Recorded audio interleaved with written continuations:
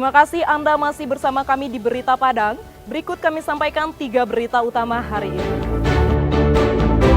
Bocah tenggelam di Sungai Lubuk Buaya, ditemukan meninggal dunia. Rumah bertingkat di Kampung Durian Condong, Pasaman, terbakar.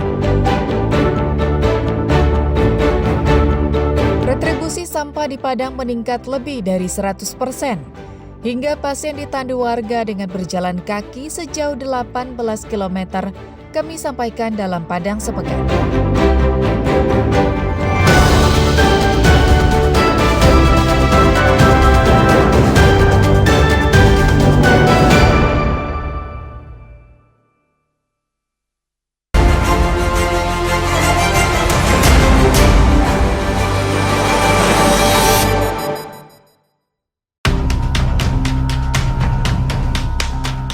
Warga Kota Padang mengeluhkan kenaikan tarif retribusi sampah melalui tagihan air PDAM. Kenaikan itu dinilai cukup signifikan dibandingkan sebelumnya. Kebijakan yang dilakukan Wali Kota Padang telah berlangsung sejak Januari tahun ini. Dalam aturan terbaru, warga tidak lagi membayar langsung retribusi sampah kepada pemungut sampah, namun dibebankan melalui tagihan air PDAM. Namun kebijakan ini dikeluhkan oleh pemilik indekos yang mempunyai banyak meteran air di rumahnya karena harus membayar retribusi sampah sejumlah meteran air yang dipasang. Sebelum aturan ini diterapkan, satu rumah indekos dipungut rata-rata Rp10.000 per bulan. Saat dikonfirmasi, Kepala Dinas Lingkungan Hidup Kota Padang selaku penanggung jawab persoalan tata kelola sampah belum bisa dimintai tanggapannya tentang keluhan masyarakat terkait mahalnya retribusi sampah itu.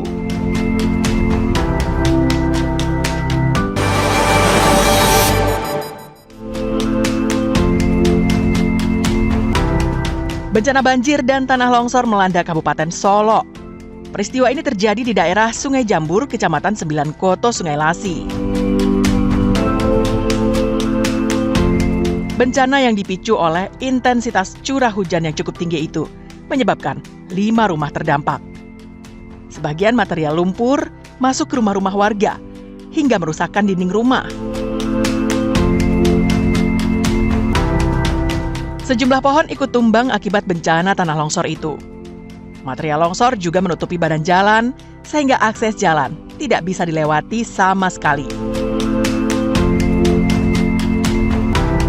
Beruntung dampak yang ditimbulkan tidak terlalu besar, sehingga tidak menyebabkan adanya korban jiwa dari penduduk yang ada di lokasi bencana.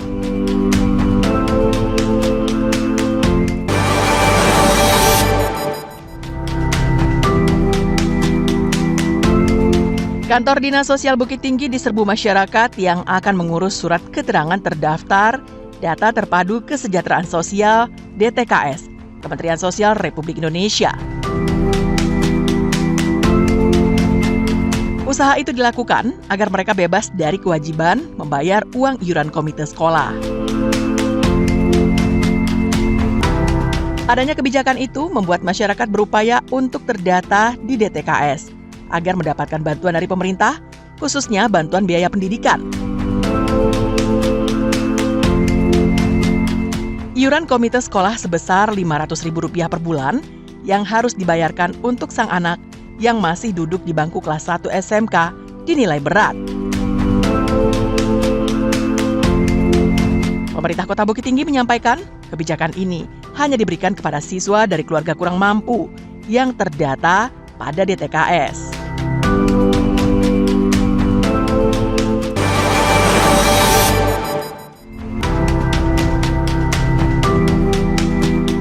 Untuk mengetahui penyebab kematian bayi yang berasal dari hubungan gelap seorang mahasiswi dan pasangannya, petugas dari Forensik Dokes Polda Sumbar bersama Satreskrim Polres Pariaman menggali kuburan bayi yang dikubur di samping rumah salah satu pelaku di Nagari Kuranji Hilia, Kecamatan Sungai Limau, Padang, Pariaman.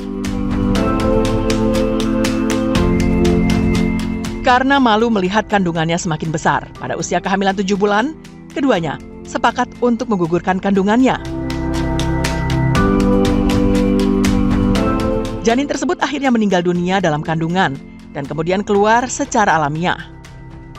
Setelah itu dibersihkan dan kemudian dikubur dengan menggunakan kaos putih di samping rumah.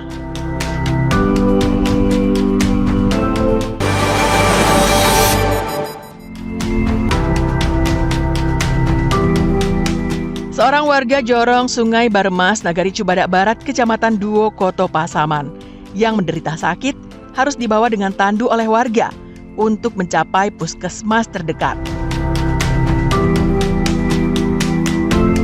Pasalnya, kondisi jalan yang sempit tidak bisa dilalui oleh mobil. Pasien didampingi seorang bidan yang bekerja di jorong tersebut. Sambil ditandu, pasien dipasangi infus untuk menjaga cairan tubuhnya tidak menurun. Masyarakat menandunya sejauh 18 km. Sesekali, rombongan beristirahat di tengah perjalanan karena kelelahan, sekaligus memberi kesempatan kepada bidan untuk memeriksa kesehatan pasien.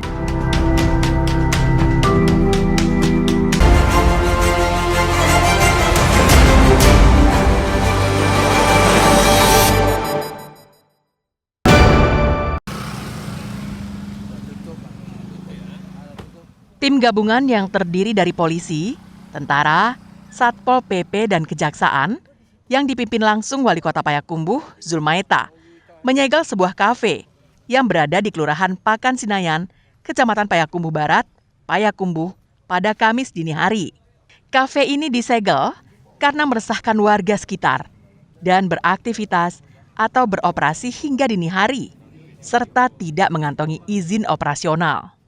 Wali Kota Payakumbuh, Zulmaeta, memasang langsung tanda bahwa kafe itu disegel. Penyegelan dilakukan dengan memasang kertas bertuliskan, tempat usaha ini disegel karena melanggar Perda Kota Payakumbuh nomor 1 tahun 2022. Pengaduan dari masyarakat bahwa di sini telah dilakukan pekat ya. Maka kita telusuri, ternyata dia udah tutup. Tapi dari data-data yang kita dapatkan sudah membuktikan bahwa di sini dia sudah dilakukan suatu penyakit masyarakat. Maka kami dari tim Pak Dandim, Pak Kapolres melakukan penyegelan supaya ini tidak dilanjutkan, ditutup ya. Penutupan atau penyegelan terhadap kafe atau tempat hiburan malam yang nakal bukan kali ini saja dilakukan oleh pemerintah Kota Payakumbuh. Beberapa tahun sebelumnya, hal yang sama juga pernah dilakukan terhadap kafe ilegal lainnya. Ikhlasul Ihsan melaporkan dari Payakumbuh.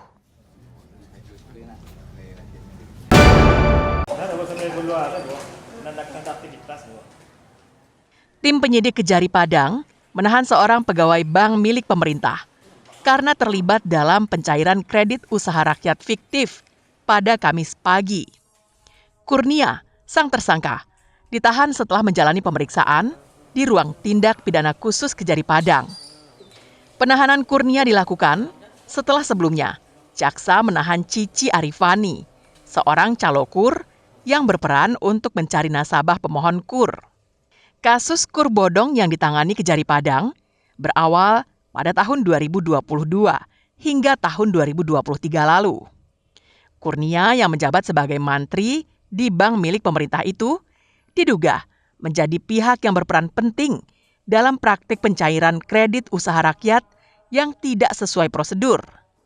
Dalam menjalankan aksinya, Kurnia bekerja sama dengan Cici Arifani, seorang calo yang merekrut warga sebagai calon debitur. Uang yang dicairkan melalui skema pinjaman kur itu sebagian kecil diberikan kepada pemohon. Sisanya dibagi antara Cici dan Kurnia. Total jumlah dana kur yang digelapkan oleh kedua tersangka mencapai hampir 2 miliar rupiah. Salah seorang dari oknum pegawai Bank BUMN tersebut. Pada hari ini tim penyidik telah menetapkan tersangka baru atas nama DK yang menjabat ex-mantri di salah satu bank BUMN tersebut. Kuasa hukum Kurnia meminta penyidik di Kejari Padang untuk menelusuri dan mengembangkan kasus ini, baik dari pihak internal bank milik pemerintah maupun dari pihak eksternal. Jangan hanya kliennya saja yang harus bertanggung jawab. Kuasa hukum yakin pasti ada pihak lain yang terlibat. Saya menduga ada peranan-peranan pihak lain di dalam perkara ini sehingga terjadi perbuatan pidana ini. Nah, saya mohon juga kepada penyidik untuk dikembangkan kepada pihak-pihak yang harus bertanggung jawab di dalam perbuatan ini. Bisa internal, bisa juga eksternal. Nah, internal seharusnya tentu memiliki rasa beban moral terhadap klien saya ini. Jangan klien saja yang dikorbankan di dalam perbuatan pidana. Program Kredit Usaha Rakyat merupakan program pemerintah untuk mendukung pembiayaan UMKM dengan jumlah kredit antara 30 juta rupiah hingga 100 juta rupiah untuk satu orang pemohon.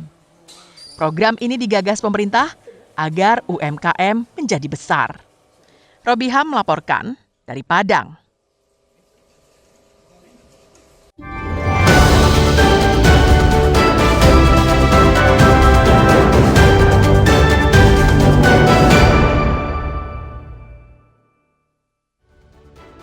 Baik Dunsana dimanapun Barado, sampai di siko dulu pertemuan awak untuk hari Kodunsana. Saya Putri Febrina Marlini bersama dengan tim redaksi yang bertugas mohon pamit undur diri. Terima kasih atas kebersamaan Anda, tetap semangat dan sampai jumpa.